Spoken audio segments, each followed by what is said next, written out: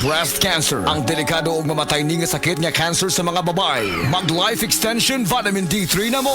Rekomendado sa mga medical doctors. Aprobado sa FDA Philippines o FDA USA. Sukla nato ang breast cancer. Mapalit sa mga butika. Hi! Ako si Crystal Buena, usa ka virtual assistant ug model. Being a working mom is not easy, especially having a special child kay ga-require sab sila og special care. Pero nakaya nako. Well, thanks to MX3 capsule na verified with alpha, beta o gamma nutrients, kauban ng pag-exercise o proper diet. MX3 helps me accomplish my daily activities. MX3, diri ko believe! Mahalagang paalala, ang MX3 kapsula hindi gamot at hindi dapat gamiting panggamot sa anumang uri ng sakit.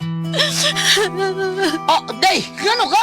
Ang akong anak gidinggi, tabagi ko guyat. Day, dugay na na akong isilbiya sa kahinginan nga mugabit kitang Sedlenimit oil kay mauni tinuon nga mutabang nato. Ang pagsalig sa mga produkto sa Sed Marketing o sa Sedlenimit oil may usa sa pagdipinsa sa atong kaugalingon. Labi na yun sa dinggi, way lamok na makaduol nimo kung mugamit ka sa Sedlenimit oil. Sukad karon guyat, mugamit ako sa Sedlenimit oil ug ang akong tibuok pamilya kay dako kaayo gasto kung madenggi ka. Sedlenimit oil, produkto sa Sed Marketing Incorporated.